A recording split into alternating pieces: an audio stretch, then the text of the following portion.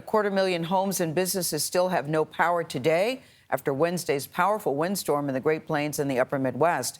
The storm, packing hurricane-force winds, left at least 5 people dead in the area.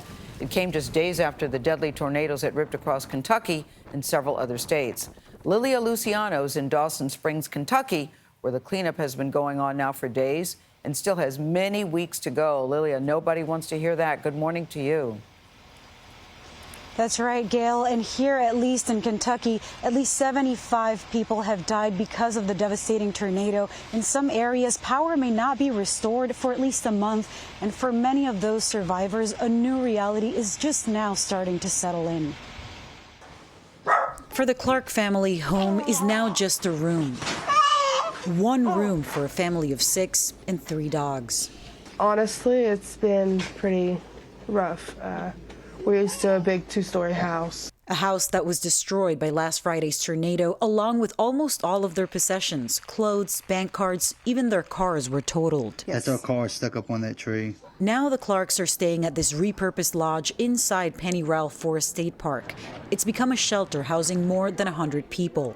At this point, I think the shock of what has happened is starting to wear off, and it's being replaced by fear of what's next. Will Adams is the Deputy Commissioner of Kentucky State Parks. At some point, they're worried about where am I going to move to?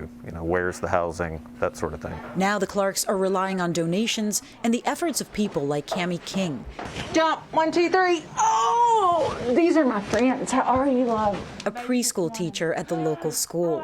And these are all just items that I've had donated in the last 2 days. Her classroom became a hub for donations. We're not just there for your child, we're there to provide a service for your entire family. Dawson Springs School is still here. We're stronger than ever, and we're going to rebuild. But even with the support of their neighbors, the Clarks say the devastation may be too great to overcome. Do you have family or anyone who can pick you up and fit you with them? No. Not really, no. My whole family's in Dawson, so. Everybody lost their own homes. Yeah.